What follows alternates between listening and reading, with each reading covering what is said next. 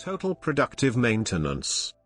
Total Productive Maintenance, TPM, is a system of maintaining and improving the integrity of production, safety and quality systems through the machines, equipment, processes, and employees that add business value to an organization. TPM focuses on keeping all equipment in top working condition to avoid breakdowns and delays in manufacturing processes. History. Total Productive Maintenance, TPM, was developed by Seiichi Nakajima in Japan between 1950 and 1970.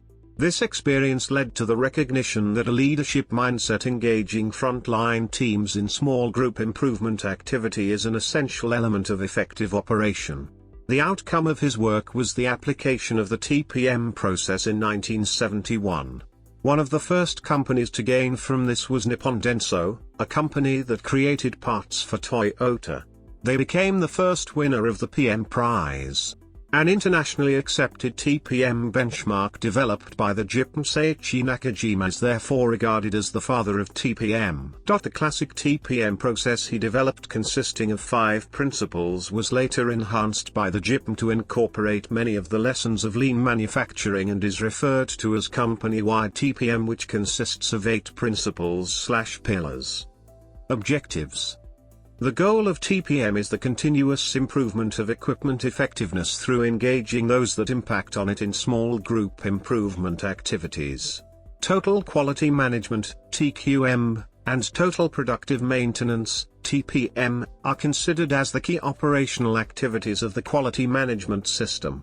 In order for TPM to be effective, the full support of the total workforce is required. This should result in accomplishing the goal of TPM, enhance the volume of the production, employee morals, and job satisfaction.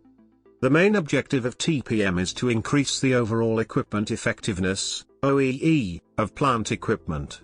TPM addresses the causes for accelerated deterioration while creating the correct environment between operators and equipment to create ownership. E has 3 factors which are multiplied to give one measure called E: performance x availability x quality equals E. Each factor has 2 associated losses, making 6 in total. These 6 losses are as follows. Performance equals 1, running at reduced speed, 2, minor stops. Availability equals 3, breakdowns, 4, product changeover. Quality equals 5, startup rejects, 6, running rejects. The objective finally is to identify, then prioritize and eliminate the causes of the losses. This is done by self-managing teams that solve problem. Employing consultants to create this culture is a common practice. Principles.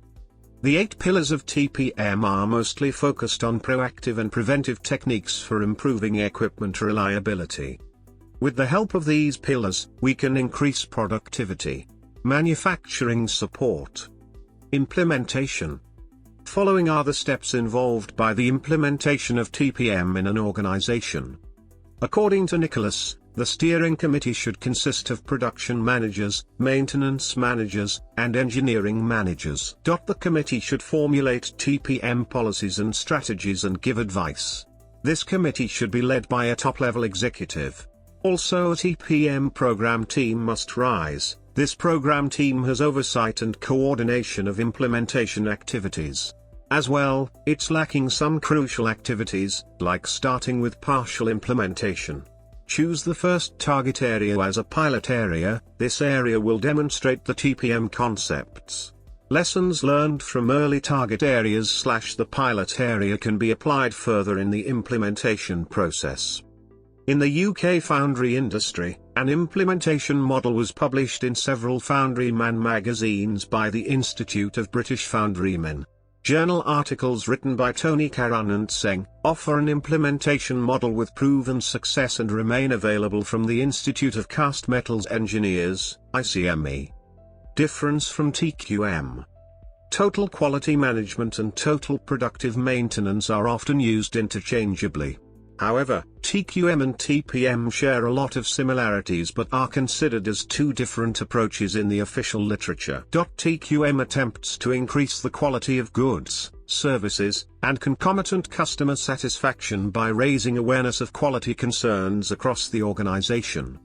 TQM is based on 5 cornerstones: the product, the process that allows the product to be produced, the organization that provides the proper environment needed for the process to work, the leadership that guides the organization, and commitment to excellence throughout the organization. In other words, TQM focuses on the quality of the product,